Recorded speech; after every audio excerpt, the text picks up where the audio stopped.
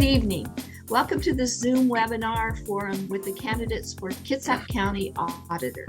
Tonight's forum is sponsored by the League of Women Voters of Kitsap, which is recording this event for later access. BKAT, Bremerton-Kitsap Access Television, is also recording tonight. My name is Elizabeth Sebren, and I will be your moderator for this forum. The League of Women Voters, which celebrated its 100th anniversary in 2020, is proud to be a nonpartisan organization, neither supporting nor opposing candidates or political parties. We'd like to invite you, anyone aged 16 or older, all genders, to join our organization and support our mission of empowering voters and defending democracy. The public was invited to send in questions through the League's website. We've consolidated those, plus others, into questions I will ask tonight of the candidates. The questions will cover a range of topics and issues pertinent to the job of County Auditor. Candidates are Mike Simpson and incumbent Paul Andrews. Thanks to both of you for your stepping up to offer your skills and talents in service of the county. We ask that during this forum, you maintain civility with one another. Candidates, during tonight's format, both of you will be given 1.5 minutes to make an opening statement. We will go in the order your names appear on the ballot. Then I will begin the questions. In a rotating order, you will have 60 seconds to respond to each question. If you have answered a question and have time remaining, you may speak about a previous question or clarify a statement. At the end of the forum, each candidate will have 1.5 minutes to make a closing statement. If you run out of time, you may finish your sentence. Our timekeeper will maintain the countdown electronic clock.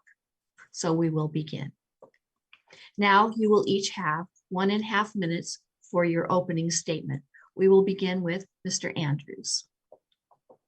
Well, thank you. Good evening, and to everyone that's attending tonight, and thank you for being here, and thank you to the League for hosting this. I am Paul Andrews, your Kitsap County Auditor. As a servant leader, I have 27 years of experience serving the people of Kitsap County. I'm a certified elections administrator. I serve as co-chair on the State Licensing Committee. I'm on the board. I'm a board member of the Washington Association of County Auditors. I'm also on the State Recording Standards Board, and I serve on the Kitsap County Finance Committee. The job of auditor is very detailed, and experience matters. And this isn't the place for on-the-job training. And many of the programs I've implemented that promote transparency, accountability, and integrity have become the model for how other counties conduct business. With an annual budget of just under $5 million and a staff of 30, we provide essential services to the people of Kitsap County. As you might realize, the job of auditor is central to county government, and the services we provide are required by so many. We were open throughout the pandemic and are the only office to return to a pre-pandemic level of service. I love making government work for people. Misinformation is the biggest challenge we face in elections today, and you're going to hear all kinds of elaborate conspiracies from my opponent that involve almost every elected official in Kitsap County. I look forward to answering your questions this evening, and I hope it helps you cast your vote for auditor. Thank you, Mr. Andrews. Now we'll go to you, Mr. Simpson. Hi, thanks for having me here. This is a great opportunity to present the information that everyone needs to cast good votes. I'm Mike Simpson, and I'm running for Kitsap County Auditor. I was born here in Kitsap County. Went to South Kitsap High School, graduated there. I've attended and graduated from Olympic College. I'm a former deputy and corrections officer here for the county. I am retired military, and I'm a former Bremerton City Council member. Now, why am I running for office? Well, the job of auditor is an important one. It requires integrity, and integrity is the contract that we the governed have with our elected officials. And when our elected officials don't have that integrity, when they dishevel, when they obfuscate, when they lie, when they don't tell the truth, they break that contract, and they should be removed from office. Now, my opponent has mentioned that there is just wild conspiracies, but when it comes to the choice in government between conspiracy and incompetence, 9 times out of 10, if you go with incompetence, you're probably right. Why do I say this? Well, last year there was a candidate that was trying to buy votes and offered to pay people to vote, and my opponent failed to investigate that, failed to do his duty as the auditor to keep our voting safe.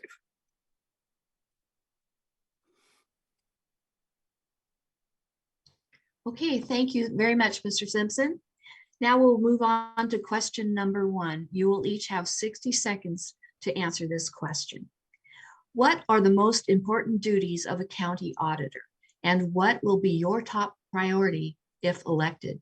We'll begin with Mr. Simpson. Well, the most important duty of the auditor is to make sure that our elections are safe and secure.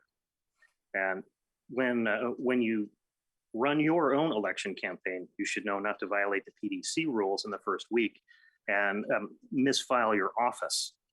And when the PDC comes back to ask you why you misfiled with using your county office as your headquarters for your campaign, you can't just throw your staff under the bus. That's just not right. That's not good leadership. That's mismanagement at best. And it is important as an elected official that we ensure that our duties are fulfilled, that we do our job, and we do this in a nonpartisan, non-biased manner. And it's important that we make that happen. Thank you. Thank you, Mr. Simpson. Mr. Andrews, would you like me to repeat the question? Please. Okay. What are the most important duties of a county auditor, and what will be your top priority if elected? Well, job of county auditor is very complex, and elections is the thing that gets the most attention, and well-deserved. It is the center of democracy for everything that we do. And so, that is where we spend most of our time and efforts in conducting. But finance plays a huge part in the office as well.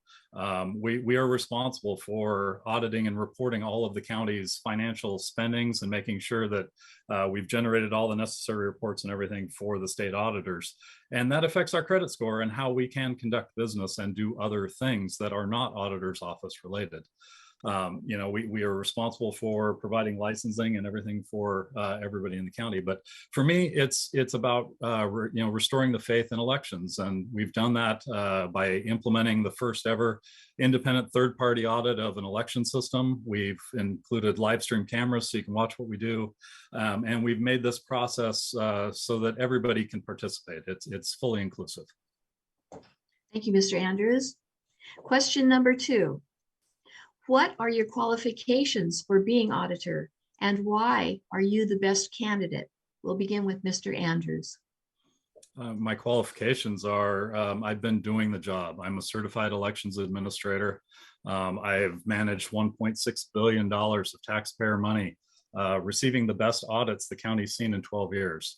I represent the county in many aspects of the job, as far as being on the state licensing committee, being a member of the finance committee for the county, where I have oversight on how the county's spending money.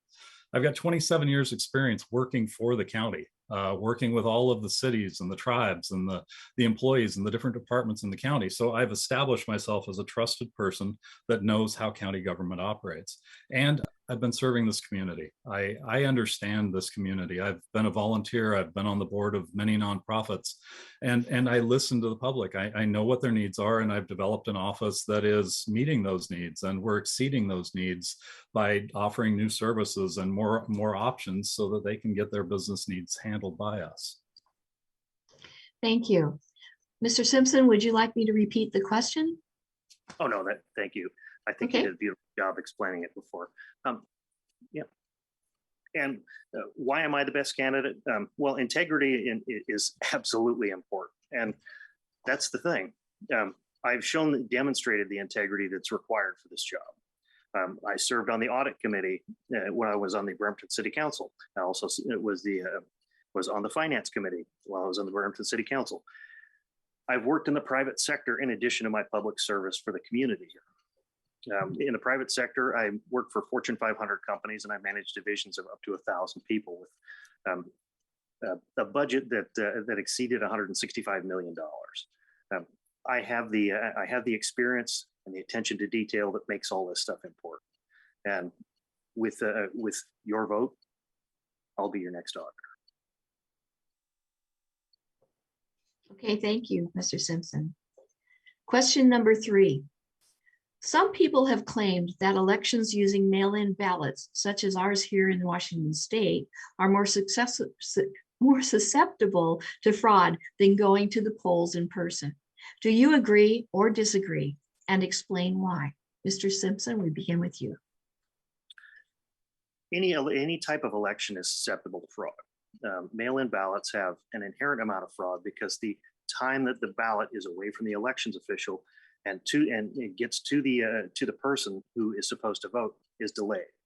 And the time between when the person casts their ballot and it goes back to the election official, it delays the process. And it has the appearance where it is more susceptible to fraud than any other way out there. However, in-person voting can have fraud in it too. And it all depends on faith. I was in Iraq for the first democratic elections there, and the Iraqi people, they didn't trust the institutions that were there. They required in-person voting. We managed to make it happen, and we managed to secure it and make sure it worked and do it efficiently. And the people there trusted the vote, and they were proud to vote in person and run around with that indelible ink on their finger. Thank you, Mr. Simpson. And Mr. Andrews, would you like me to repeat the question? I'm good, thank you. Mm-hmm. Vote by mail is the safest way that we can conduct an election, and it goes beyond just the vote by mail, but it's all the suite of laws that Washington State has that goes along with the vote by mail.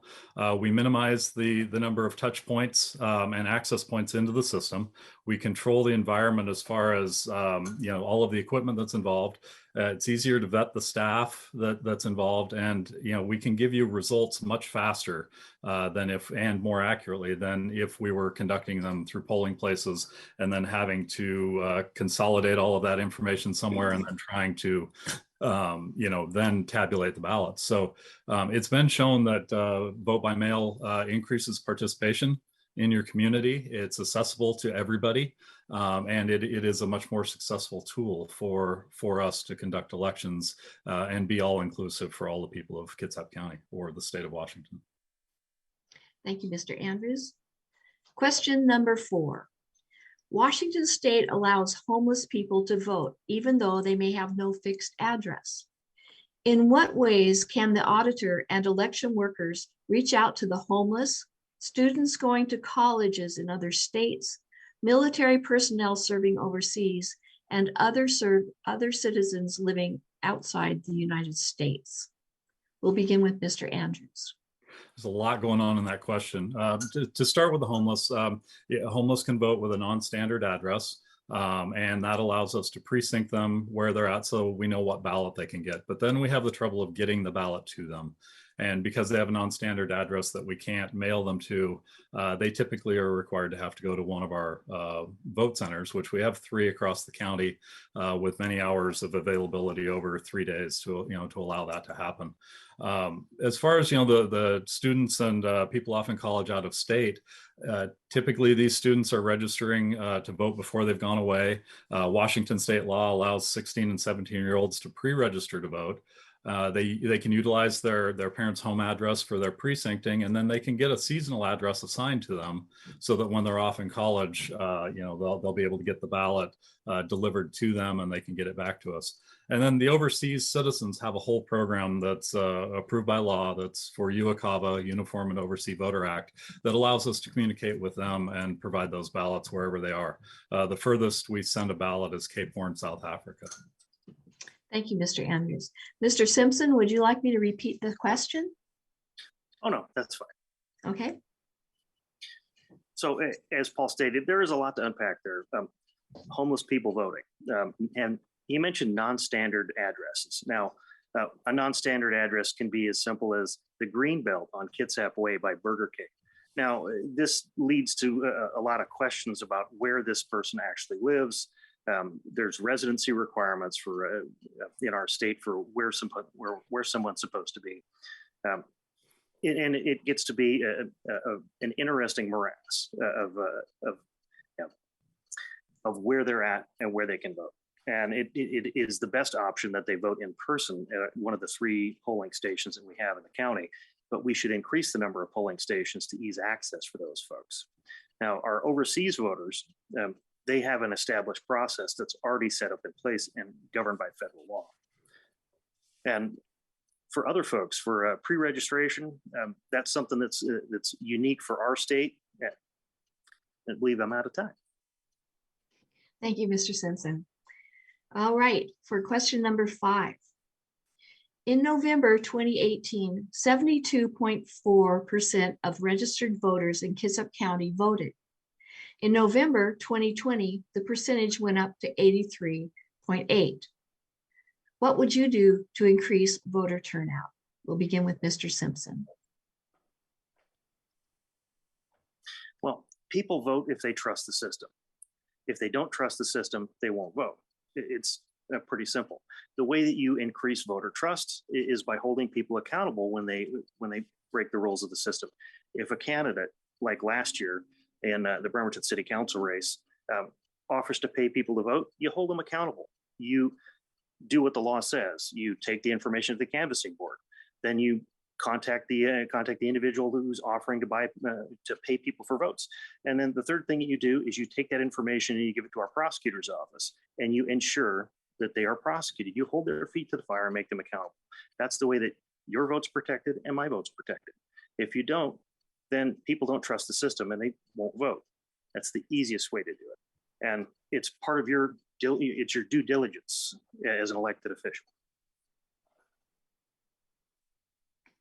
Okay, thank you. Mr. Andrews, would you like me to repeat the question? I'm good, thank you. I mean, people vote because they have an interest, and we see spikes every 4 years because of the presidential race and everything that's happening at a national level. And so to increase voting, you need to increase interest. And we've been attempting to do that by our communication platform. We've opened up a very robust social media.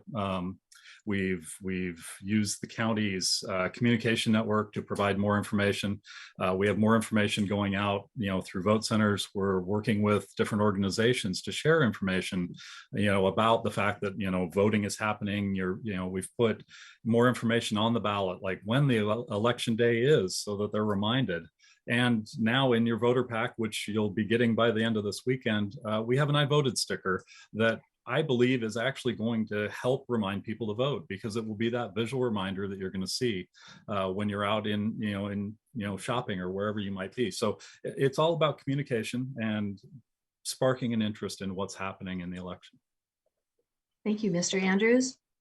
The next question. In some parts of the country, election workers have been subject to online attacks and even death threats from members of the public who feel the 2020 election was rigged. What actions can an auditor take to halt or minimize such attacks? We'll begin with Mr. Andrews.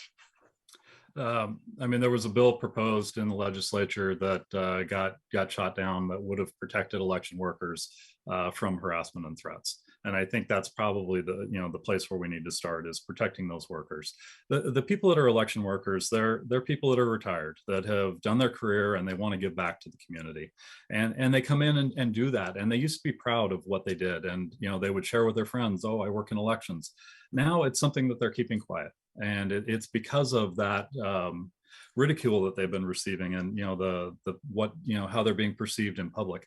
And so looking at how can we protect those employees, so that there are penalties for attacking them or threatening them or things like that. And so that's our biggest challenge over these next couple of years, is retaining these people that we need to keep working in elections. And so that's the challenge that we're trying to work on making better, so that we'll have the staff we need to conduct an election. Thank you. Mr. Simpson, would you like me to repeat the question? Oh, no, you did a fine job in explaining it. Thank you. Okay. No one should be subject to harassment or threats. I mean, this is, in essence, that's called terrorism. And it's violence or threats of violence in efforts to gain a political objective. And we cannot have that in our society. We have to have public discourse. We have to be able to talk back and forth. And our election workers, they might be vilified because of what happened in 2020 or 2016, or any election that's happened since we've had a system. That's understandable, because every election that we've had has been contested ever since we've been a nation. And this is not the most egregious time that we've had in our history. We can look back to 1865 and see that where our country attempted to go through divorce. We don't ever want that to happen. And the way that we protect these poll workers is by prosecuting those folks who make the threats. That's pretty simple. You hold them accountable and hold their feet to the fire. Thank you. The next question. Given the ongoing controversies around election integrity, what will you do to ensure trust in the election process? And we'll begin with Mr. Simpson. Well, that's easy. Hold people accountable when they do the wrong thing. When we have somebody who attempts to buy votes, prosecute them. That's pretty simple. It's pretty straightforward. When we find people cheating, prosecute them. Do the things that need to be done and hold them accountable. When people see that there are a problem, or that they will be held accountable, have their feet held to the fire, then they tend to do the right thing and follow the rules. And as leaders and as the elected officials, we have to follow the rules that are set forward. Our elections are governed by RCWs and by the administrative rules in our state. And if we don't follow those rules, how can we expect any of the people to actually follow them? And that's very important. And our auditor hasn't followed those rules and needs to be removed. Thank you. Mr. Andrews. Can you repeat, please? I can. Given the ongoing controversies around election integrity, what will you do to ensure trust in the election process? So what I've already started doing, and that was bringing in the parties and offering an independent third-party audit of that system, allowing them to create ballots and run them through the machines and see how they respond and how the system counts the votes, and test all of those things that you hear about. Sharpies don't work or whatever it might be. Sharpies actually work and we have no problems with them. We've introduced additional audits to the process so that not only are we doing, the state required audits where we're randomly counting ballots to compare against machine counts, but we're also doing a sampling of all of the ballots in an election, so we can actually compare the vote by vote, what the machine captured versus the physical ballot. And then, we're testing the equipment, and we're doing all of this under the watchful eye of the parties, available to the public, and keeping it as an open and transparent process so that we can show them that we are meeting all of these needs, and that the system is performing exactly the way it should. And we have big buy-in from both parties, that they participate in this and they trust the system from a party level. So it's about sharing it with, them sharing it with their members. Thank you. Keeping an eye on the time, I think we have time for one more question. The auditor inspects county payments, financial reports, and payroll. What are the issues associated with those tasks? We'll begin with Mr. Andrews.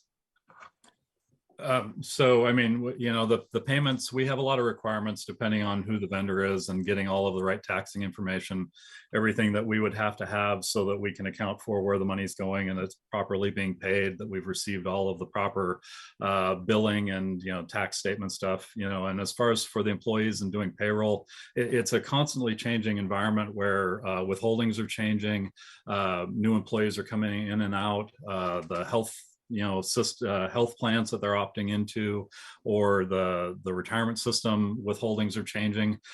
We have bargaining unit agreement things that happen with our sheriff's guild. So we're constantly having to look at how their payments are being calculated and structured, because they have a very complex way of calculating their overtime based on the shift that they're on.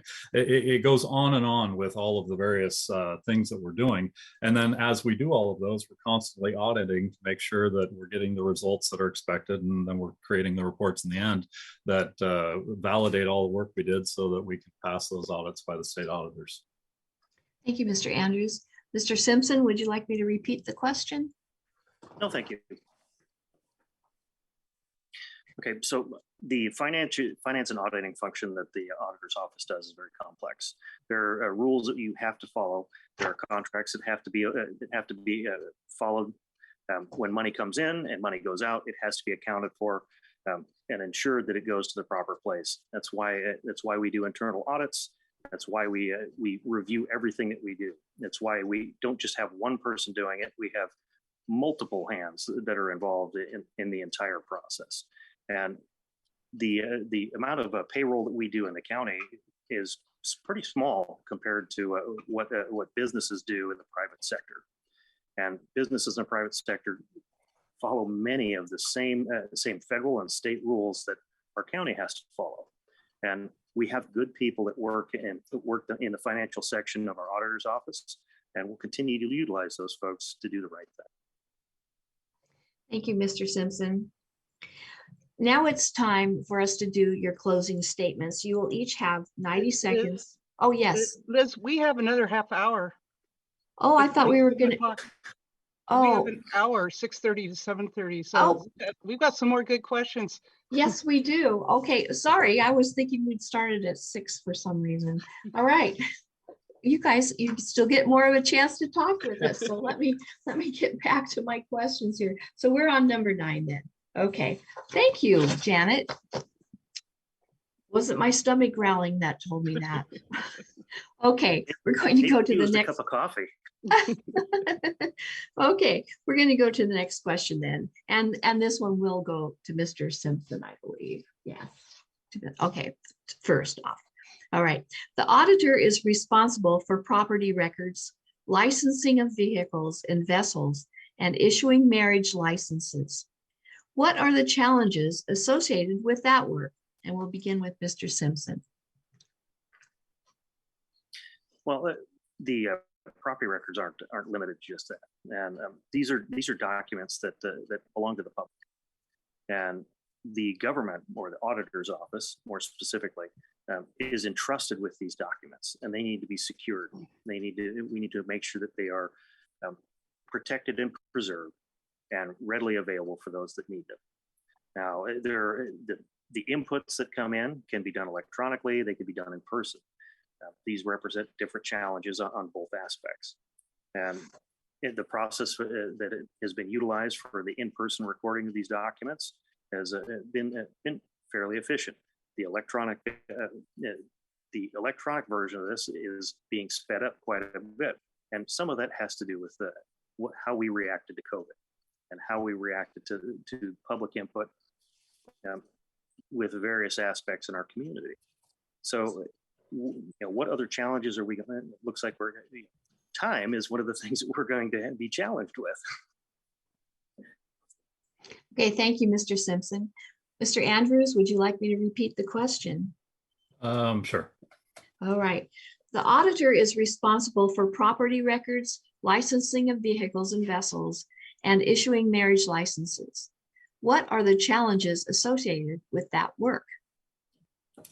So, I mean, the challenges are vast. I mean, most of it has to do with format of the documents, making sure that all of the proper legal information is contained in those documents, that we have, that there's legibility, that the notaries, all of the information is current and provided on those documents so we can process them. A lot of times when you're talking about vehicle documents, there's additional things that are required when you're moving in from out of state purchases and things like that add additional complexities to it. Marriage licenses are pretty straightforward. The couple come in, they know what they want. The biggest challenge that we faced was when I took office, realizing that we didn't have a translator service available that would help people that don't speak English still be able to conduct business with us. And so we were able to find a service and bring in an iPad device, and we can communicate with them through this device where we have a translator. It's either video or just audio, and we can conduct all kinds of business. So we can get their vehicles licensed, we can get their documents recorded, or we can issue them a marriage license. Thank you. Next question. A small number of ballots missing or matched signatures that need to be fixed or cured before they can be counted. What processes would you use to deal with this situation? And we'll begin with Mr. Andrews. Yeah, I'm sorry. I'm going to have to ask you to repeat because for some No reason problem. it cut out while you were talking. Okay. A small number of ballots have problems such as missing or mismatched signatures that need to be fixed or cured before they can be counted. What processes would you use to deal with these situations? So it starts with the ballot when it comes in, and we scan it and we compare the signature against the signature on file. If the signature doesn't appear to match by the first person, we escalate it. It goes through a couple of people. If ultimately when it doesn't match, then we start a process of issuing a letter. So we contact the voter, we let them know that their signature's been challenged, and we get that off to them. That's why we always encourage you to vote early, so that it gives more time to cure signatures. And if they don't end up getting that signature cured, as we get closer to certification, we start making phone calls. We use any kind of contact information we have for them, if it's an email or whatever. But we do a lot of work in curing signatures and helping get those cured. You'd be surprised how many ballots actually come in that don't even have a signature at all. That we're receiving the ballot and now we're asking them, you submitted this, but we didn't get a signature, so we need to get that so that we can get their ballot opened and get it processed. Thank you. Mr. Simpson, would you like me to reread the question? Oh, no, I understood it after you went digital for a while. Okay, so there we go. Now we got the time up. All right, so you seem to be freezing, Mr. Simpson. Yeah, Mr. Simpson. curing the ballot's an important thing. We want to make sure that like I'm frozen in there. We want to make that it's actually the person who is registered to vote cast the ballot, and making sure that that signature matches is how we did. Your connection's very. Yeah, it seems like we're having some technical difficulties. Yes. What I'd like to suggest first is if you turn your video off, at least you'll be able, your voice will go smoothly. You want to give that a try?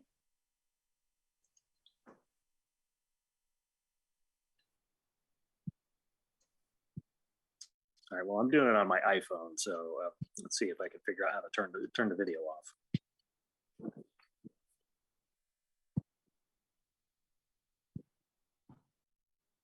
All right, let's give that a shot. Can you guys hear me okay? What do you want me to do with the time? Start over on his time. Can you guys hear me okay? Yes, we can. Would you like me to read the question Okay. again? Okay. A number Yeah, of go ahead and reread the question. Okay. A small number of ballots have problems such as missing or mismatched signatures that need to be fixed or cured before they can be counted. What processes would you use to deal with this situation? Okay, so the auditor's office is required by state law to keep the original signature on file from when you register, and you compare the signatures that come in. If the envelope doesn't have a signature on it, or the signatures don't match, then you have to contact the voter and go through the curing process. This gets complicated because some of these ballots come from overseas with our military voters. They come from outside the county, from folks who don't have a mailing address inside the county, and these voters have to be contacted so that we can validate their ballots. And it's a pretty straightforward process, but each case can get very complicated and very convoluted very quickly.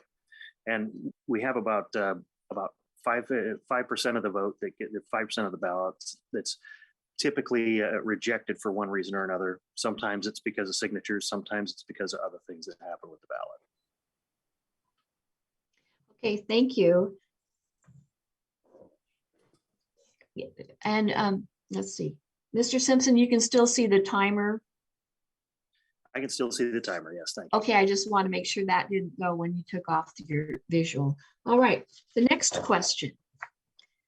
Voting in the state of Washington is considerably easier for our citizens than in many other states. Do you support Washington's approach to voting? why or why not? And we'll begin with Mr. Simpson.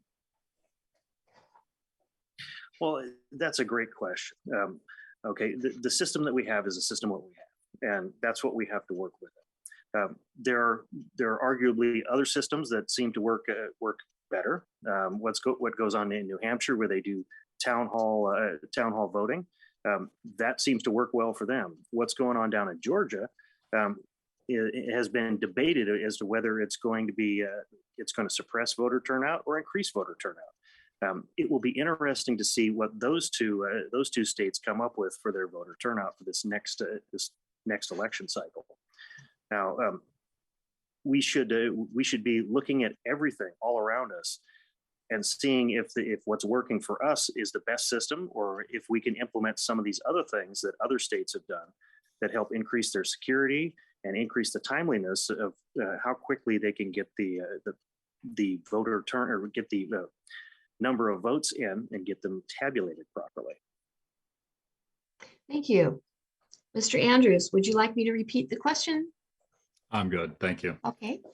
Yeah, vote by mail is a wonderful system, and it isn't something that we just started doing. It was something that we evolved towards.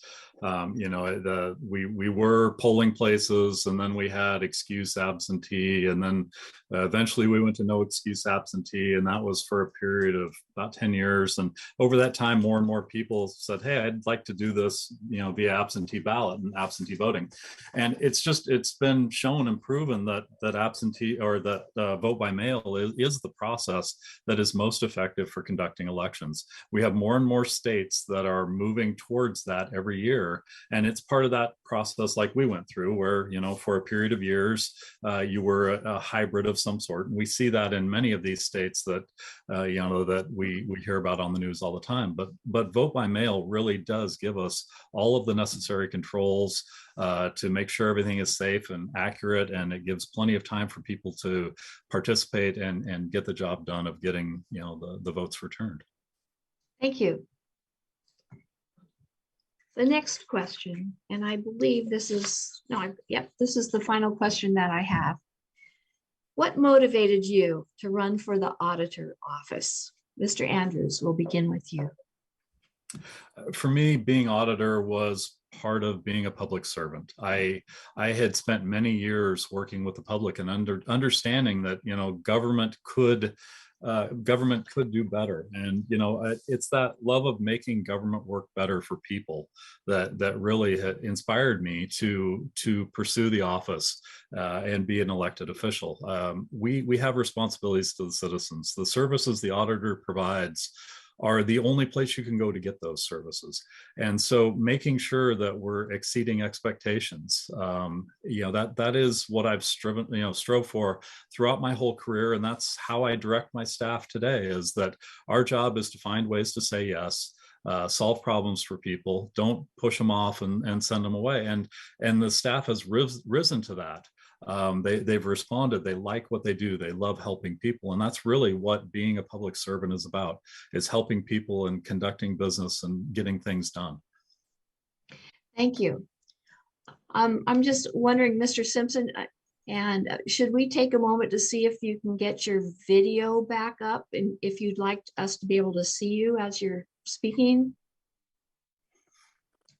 Well, let's see if we can get this going without the video jumping around. Okay, now we can see you now. So would you like to answer this question, or would you like me to repeat it? Oh no, I'm absolutely comfortable answering the question. Okay. Our elected officials need to approach public service with the heart of a servant. And we've seen many times in the past our elected officials come forward with a dismissive, arrogant attitude that doesn't speak with the heart of a servant. It doesn't come with humility, and doesn't come with the ideal that it is about public service. Now, we've got lots of good people in government, and we have lots of great folks that do great things. But when we see our elected officials mismanage their office and screw up elections, it can inspire us to get rid of these folks. And last year, when the auditor screwed up the election for the city council, it inspired me to run because we deserve better. We should do better. And that's why I ask for your vote. Thank you. Now, it looks like it's time for our closing statements. So you will each have 90 seconds for a closing statement, and we will begin with Mr. Simpson.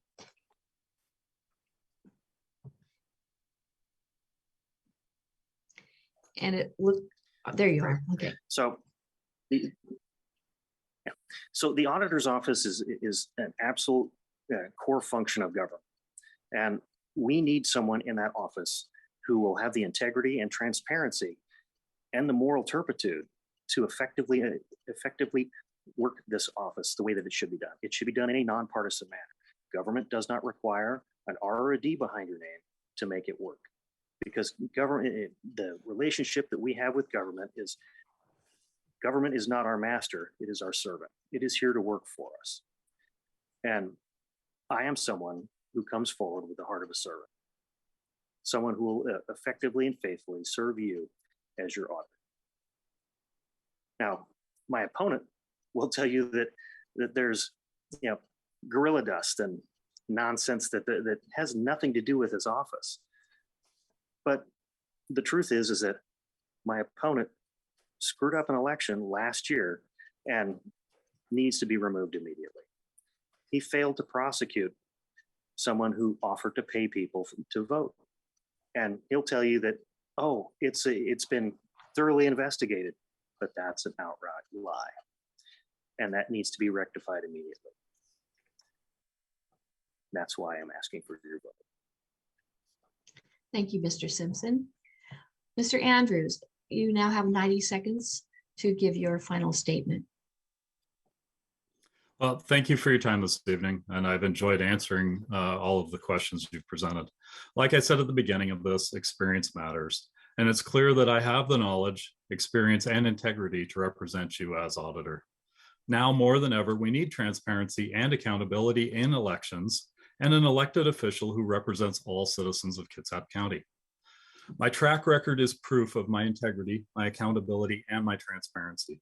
The many endorsements I have from elected officials from both parties, as well as the endorsements from the public, show I represent all. I enjoy the work I do representing you. I expect to be held accountable for my actions, not false accusations. And I sit before you today asking for your support. I've advanced all aspects of the office, oversaw the largest election in Kitsap County history, and maintained full office services throughout a pandemic. I understand my role as auditor and know that the voters know what the voters and citizens expect. And we strive to exceed those expectations, and our actions show we care. I guarantee you, the auditor's office, the commissioner's office, the sheriff's office, prosecuting attorney, and courts don't concern themselves with who was elected, only that the law was followed and the law was upheld. So many members of the Bremerton City Council have endorsed me because they know I have integrity. Thank you again for your time, and I ask for your vote this November. Thank you, candidates. Voters, hopefully this forum has helped you choose your candidate. Ballots for the November 8th general election were mailed out October 19th, so keep an eye out for yours. The League is encouraging voters to vote early and return their ballots as soon as possible, preferably to one of Kitsap County's 25 ballot drop boxes. Their locations can be found on Kitsap Auditor's website. The Kitsap Candidates Forum of this past week have been recorded, and links to the videos will soon be on our website at lwv-kitsap.org. BKAT will also play back the recordings on Friday evenings through November 4th. Please encourage others to vote the forums and vote, or to view the forums and vote. Thank you for attending, and good night.